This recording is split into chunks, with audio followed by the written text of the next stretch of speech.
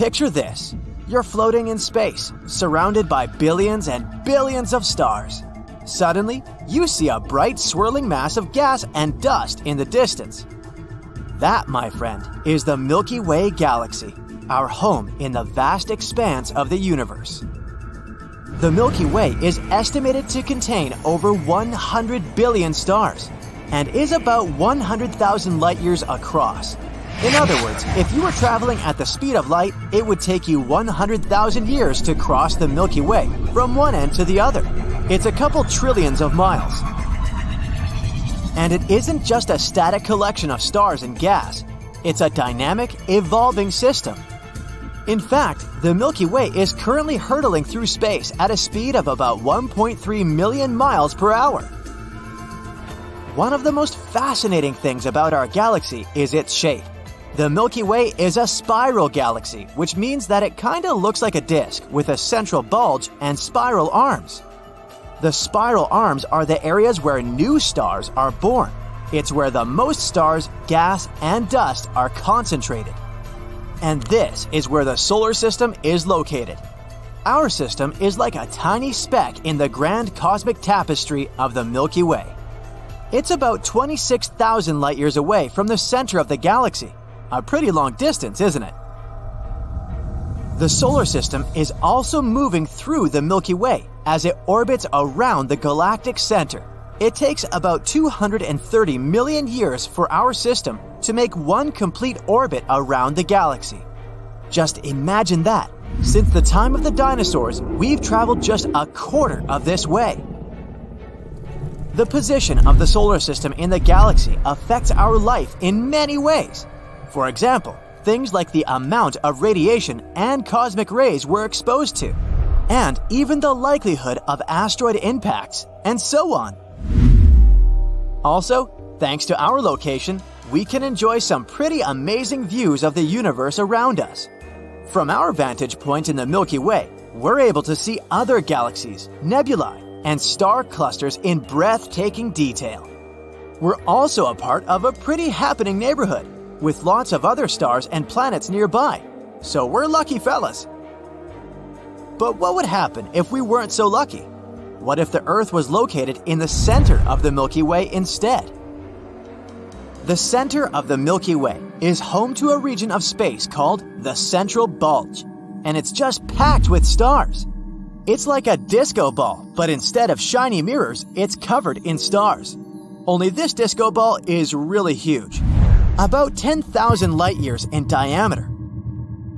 The center of the Milky Way is also home to some extreme environments that would make even the bravest astronauts shiver. High-energy particles and intense magnetic fields can wreak havoc on electronics and spacecraft. Intense radiation fields can fry anything in their path, so it's not exactly a friendly place for life as we know it. So, if the Earth were located somewhere closer to the center of the Milky Way galaxy, it would be a very different place. Let's take a look at some of the potential effects. First of all, radiation. As we mentioned earlier, the center of the Milky Way is one of the most radiation-dense regions in the galaxy. It would make life on Earth very challenging, if not impossible. Sure, we have the Earth's magnetic field. It's like a giant shield that protects us from harmful radiation from outer space. But could it protect us if we were located in the center of the Milky Way? Unfortunately, the answer is no.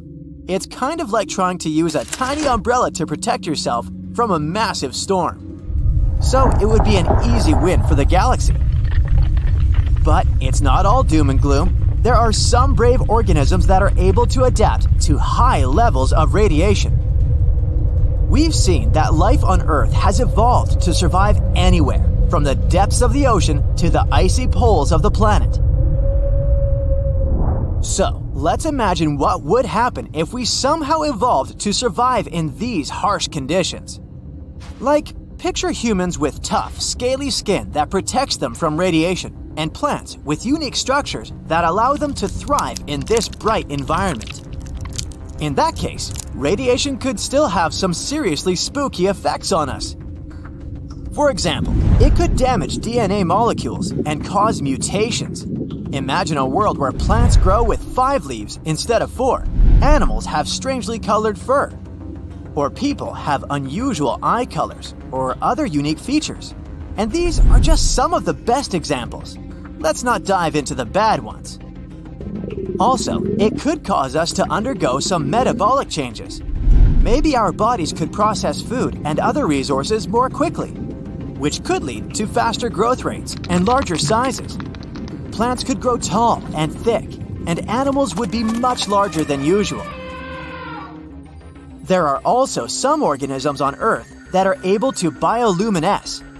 Thanks to high levels of radiation, these organisms could potentially glow even brighter than usual. Imagine walking through a forest at night and seeing trees, mushrooms, and even insects glowing with an eerie blue or green light. Frightening and amazing, isn't it? But let's move on to the next big change: gravity.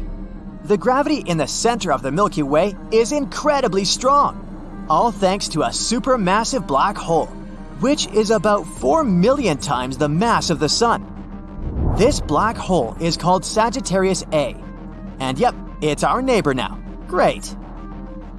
And assuming we don't get swallowed by this black hole or crushed by this incredibly strong gravity, it still could trigger lots of earthquakes and volcanic eruptions.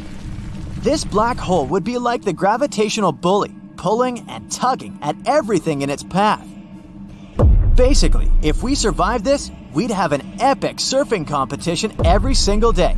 Just add a bit of the thrill of risking your life, and forget about running away from the planet. No easy rocket launches anymore. And physical objects won't be the only ones affected by gravity. Time would flow very differently for us. According to Einstein's theory of relativity, time passes more slowly in areas of high gravity. In other words, Earthlings would age more slowly than someone far from the center of our galaxy. Also, the center of the Milky Way is a very busy place. Stars, planets, and other celestial objects moving around at incredibly high speeds there every day. The positions of stars and other objects would be constantly changing. In other words, say goodbye to normal navigation. The GPS system would likely be unreliable due to the strong gravitational forces and high radiation. So, if you accidentally got lost in a glow-in-the-dark forest with some creepy animals, good luck. But it's not all bad. The center is also home to molecular clouds. These are the regions of space where new stars are born. And the Milky Way in general has some pretty amazing sights to offer. For example, stunning nebulae like the Orion Nebula and the Eagle Nebula, which are visible with telescopes or even just a good pair of binoculars. So, if Earth were located in the center of the Milky Way, we would have a front row seat to some of the most spectacular cosmic events. Wouldn't that be awesome? Overall, if Earth were located in the center of the Milky Way, it would be a very different place. Of course, we all understand that our planet wouldn't have survived such a change. But it's still pretty interesting to imagine how our life would flow if we were there.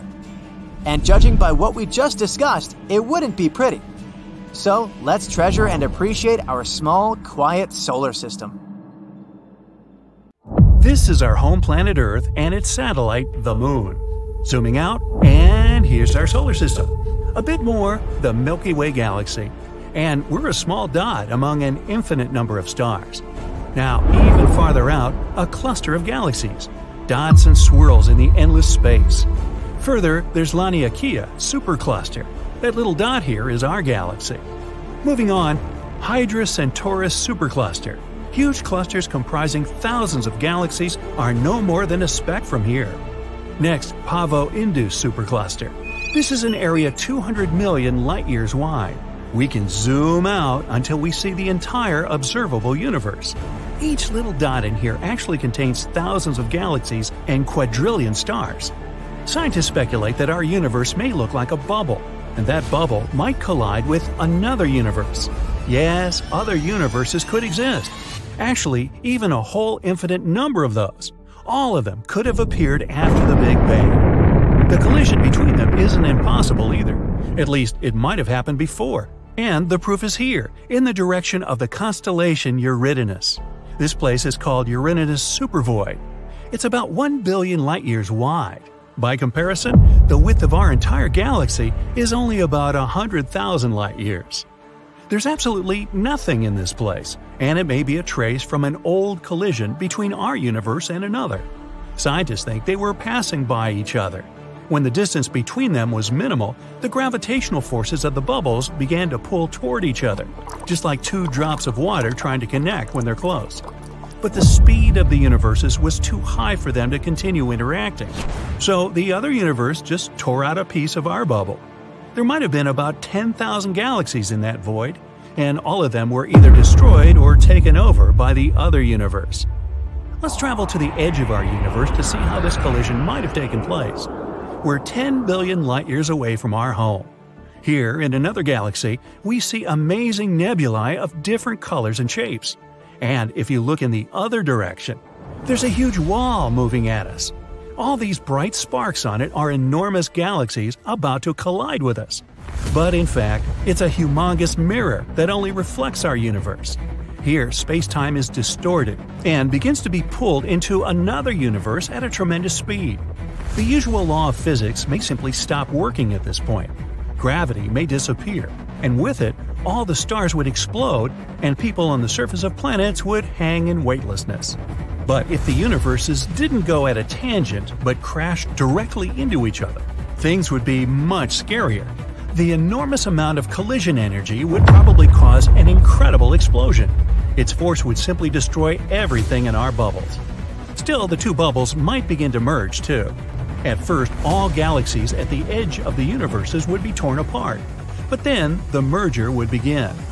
The galaxies would start moving chaotically. They would fly past each other, break apart, collide, and explode. The collision of two galaxies is an accident of enormous proportions, and it might happen to our home quite soon, in space terms. The Andromeda Galaxy is heading our way. It's a spiral galaxy about twice the size of ours, and there are about 1 trillion stars there, which is twice more than in our Milky Way. At the very center of this bright galaxy lurks a dark beast, a black hole. Its weight is 2 and 8 zeros of the Sun's mass. Red giants hundreds of times larger than our Sun. Pulsars emitting enormous amount of energy like spotlights. Rogue stars, and many large and small black holes. This soup of dangerous objects is moving toward us at 68 miles per second. A trip to New York to Los Angeles at that speed would only take half a minute. The disk of Andromeda can already be seen with the unaided eye on moonless nights. As time goes on, it'll get even bigger. As Andromeda gets closer to us, its gravitational force will begin to stretch the arms of our spiral galaxy. It'll begin to unwind. The stars and planets will lose their orbits. One possible scenario is that an unknown asteroid, or even a dwarf planet from the Andromeda Galaxy, will crash into the Earth at an incredible speed. Our planet will explode just like a balloon from this impact. Oh, goody. Another option involves stellar collisions. Our Sun would face another star. The bigger star will slowly begin to consume the smaller one. First, it will steal the light upper layers from it, and then it will eat it just like spaghetti. Or even like rigatoni. When a large star reaches its critical weight, it will burst. This explosion will destroy everything around it, including our solar system. Perhaps the shockwave will even reach other neighboring stars. Yet another scenario is that our solar system will be thrown into dark space. Imagine a tennis ball tied to a rope. You take the rope and spin the ball over your head like a sling. Then you let go of the rope and send the ball flying. This is what will happen to the Sun and all the planets around it. We'll find ourselves in dark and cold space. But life on Earth will not be affected. We'll still have our bright star to keep us warm.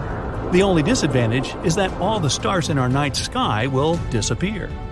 And the most likely possibility is that the merger of two giant galaxies will have no effect on us at all. The thing is, the distance between stars and planets in space is enormous, so they can all just mix together and form one giant cloud. It would be like shoveling fine sand through a big sieve. The objects won't interact with each other. But the most interesting thing will happen to the black holes in the centers of our galaxies. Right now, there's a dense cluster of stardust and stars around them. As Andromeda and the Milky Way come closer together, they will begin to dance with each other. Gee, will it be the twist or the foxtrot? And when the black holes get close together, they'll begin to swallow all matter around one another. Billions of tons of colored stardust, asteroids, and star particles will fly toward the very center of either black hole. It might seem like this process happens very slowly, but it's an illusion. Super heavy objects like black holes warp the space-time grid, so time is much slower near black holes. And all objects that seemingly stay on the event horizon for weeks or even months are actually long gone. When the black holes finally come together, they merge into one supergiant black hole, but its mass is slightly less than the combined mass of the two dark monsters. Some of their weight is transformed into collision energy. This energy is released so strongly that its waves can be felt in other galaxies. Now, a huge black hole gathers all this dense and hot core of the two galaxies around itself. At some point, the black hole feels full and throws out powerful jets of energy into space. This is called an active galactic nucleus. It's one of the brightest phenomena in the universe and the most powerful source of electromagnetic radiation ever known. These jets may be more than 5,000 light-years long. By comparison, the distance from Earth to the nearest star, Proxima Centauri, is only 4.2 light-years, and the explosion that accompanies the jets has the power of 100 supernova explosions. Wow, blows my mind. The blast wave from this event could even reach the edges of a new galaxy, and this outburst would be visible from millions of light-years away. Now, there are dense clouds of multicolored dust at the center of merged galaxies. The weight of these clouds is so great that they begin to shrink and take on a round shape. Gradually, they become so heavy that they compress the core and nuclear reactions start inside them. The temperature begins to rise and soon, boom, there's a supernova. It's a veritable fireworks show at the center of the galaxies. Stars erupt from the fog and form new hot worlds. At this point, the arms of the two galaxies that were previously pulled out slowly return to their former shape. The super-heavy center of our galaxy has such a gravitational force that it affects stars and nebula hundreds of thousands of light-years away. The galaxy's arms twist again, and we see the new and finished galaxy, the Milkomeda, or Milkdromeda. Hey, how about the Andro-Milky-Meda way? Blah blah blah. Well, that's hard to say. A recent study suggests the universe is similar to your brain, only at a much, much larger scale. The brain's neural network contains about 86 billion neurons. The observable universe has at least 100 billion galaxies. Both galaxies and neurons have a similar structure. It's a complex web of nodes linking up long thread-like fibers. But in each of these systems, the fibers make up a mere 30% of the total mass, and the remaining 70% are either water in the brain or dark energy in the universe. The ways that galaxies and webs of neurons connect with one another are surprisingly similar. In both cases, the process follows the same physical principles. At the same time, some researchers claim the resemblance between the brain and the universe is only superficial. Your mind perceives tiny details and joins them, and then it comes up with a conclusion that has nothing in common with reality, like the brain is a mini-universe. In billions of years, the universe is likely to expand so much that we won't be able to see any stars in the sky. To turn Earth into a black hole, you'd have to squeeze it until it was the size of a marble. And if you wanted the sun to become a black hole, you'd have to compress it until it's no more than 4 miles across. A starburst galaxy is a galaxy that's forming tons of new stars at breakneck speed. It usually happens after 2 galaxies merge into one.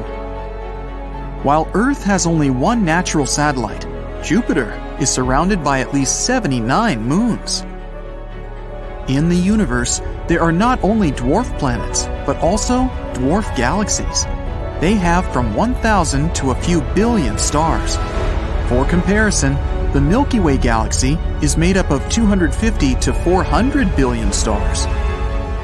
A supermassive black hole 250 million light-years away from Earth hums the deepest sound ever detected from any object in the universe. It's 1 quadrillion, which is 1 with 15 zeros, times deeper than what the human ear can hear. Planet Kelt 9b is 670 light-years away from Earth. It's an ultra-hot Jupiter. Those are giant, scorching hot planets with a mass similar to that of Jupiter. On Kelt 9b, the heat is so great on the day side of the planet, it tears molecules apart. Any liquid floating in outer space forms itself into a sphere. It also happens in low Earth orbit. Our home Milky Way galaxy is more than 105,000 light-years across. All the planets of the solar system would fit between Earth and the Moon with some space to spare. Black holes spaghettify things. It happens when something gets past the point of no return. Then the black hole's gravitational pull starts to stretch this object in one direction and squeeze in another. The first celestial body that astronomers identified as a spiral was the Whirlpool Galaxy. Its long arms are made of gas and stars, and everything is sprinkled with fine space dust. When you're on Earth, you can only see 5% of the universe. A star coming too close to a black hole can be torn apart by its gravitational force. WASP-12b is a giant planet 1,400 light-years away from Earth. It's made up mostly of gas. Unfortunately, the planet is doomed. It orbits too close to its parent star. In about 10 million years, WASP-12b will be swallowed by its greedy sun. Our Milky Way galaxy and the Andromeda Galaxy, its closest neighbor, are going to meet in a bit less than 4 billion years. When they collide, they'll form one huge elliptical galaxy. One of Saturn's smaller moons, Enceladus, reflects almost 90% of the sun's light. It makes the moon one of the brightest objects in the solar system. But since it reflects sunlight instead of absorbing it, the temperatures on Enceladus's icy surface drop to -330 degrees Fahrenheit. The highest mountain in the solar system is Olympus Mons on Mars. It's 3 times as high as Mount Everest. If you were standing on top of Olympus Mons, its slopes would be hidden by the planet's curvature. In our solar system, Mercury and Venus are the only 2 planets without moons. Scientists who are planning to send droids to Mars want to load the machines with lots of heavy equipment. The droids will also be built from stronger materials, all because of the relatively low gravity on the red planet. Everything on Mars is almost 3 times lighter than on Earth. Pluto's largest moon is half the size of the dwarf planet itself. This makes Charon, that's the moon's name, the largest known satellite relative to its parent size. There are 3 golf balls on the moon. They were launched during the Apollo 14 mission. Mathematicians claim white holes might exist, even though scientists haven't found one yet. If you came across a white hole, you wouldn't be able to enter it from the outside, but you'd see light and matter escaping from within. On our planet, 1 full rotation takes 1 day, but the sun is so enormous that it needs 25 to 35 Earth days to make 1 rotation. The moon is not a perfect sphere. It's shaped more like an egg because of the Earth's gravity. Spacesuits protect astronauts from huge temperature differences during spacewalks, from -250 degrees Fahrenheit to +250 degrees Fahrenheit. A neutron star gets born after a supernova collapses. After birth, it rotates extremely fast, about 60 times per second. But this rate can sometimes grow up to 600 times per second. In 2007, astronomers started to receive ultra-bright and ultra-strong radio signals. Named fast radio bursts, they were coming from somewhere billions of light years away. When astronauts are in space, they often see random flashes of light. They occur when cosmic rays hit the optic nerve in the eye. If you traveled around Pluto's equator, it would be the same distance as walking from Rome to New York City. If you visited GJ 504b, a planet located a mere 57 light-years away from Earth, you'd see that the planet is glowing. It's because of the heat left after its formation. The planet's color is a dull magenta, like a dark cherry blossom. Jupiter has the shortest day of all the planets in the solar system. It lasts just 9 hours and 55 minutes. Because of its fast rotation, Jupiter isn't a perfect sphere. It's a bit flattened. Venus has more volcanoes than any other planet in the solar system. There are at least 1,600 of them on the planet's surface, but most of them are extinct. Mercury has wrinkles. When its iron core was cooling, the planet's crust contracted. It made the surface of the planet uneven. Nuclear pasta found inside neutron stars is believed to be the strongest substance in the universe. These noodles of neutrons can be 10 billion times stronger than steel. Some astronomers believe black holes might have no event horizon, aka the point of no return. Instead, there might be the apparent horizon. It can only trap stuff for some time. Later, matter or energy escapes, but in a different form. Each Apollo mission needed 15 spacesuits. Each member of the 3-person main crew needed 3 suits. One was for training, the second for flight. And there was also a backup suit, in case something went wrong with the flight suit. And each of the 3 members of the backup crew had 2 spacesuits, one for training and one for flight. Scientists believe Mercury might still have a partially molten core. It could explain why the planet has a magnetic field, even if it's just 1% as strong as Earth's. Dust storms on Mars are the most severe in the whole solar system. They can be raging for months on end. On planet Kepler 16b, which is 245 light-years away from Earth, not one, but 2 suns set over the horizon. The planet is as massive as our Saturn, but has a higher density. It takes 45 minutes to put on a spacesuit. After it's done, an astronaut needs another hour to adapt to new conditions.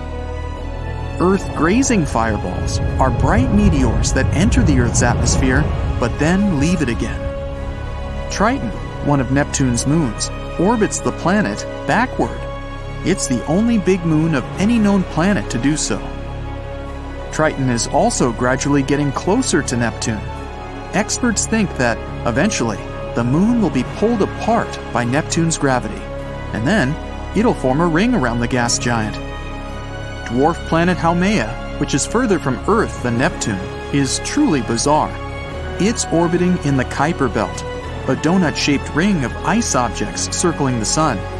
Haumea has 2 moons, a weirdly elongated shape, and a day that lasts 4 Earth hours.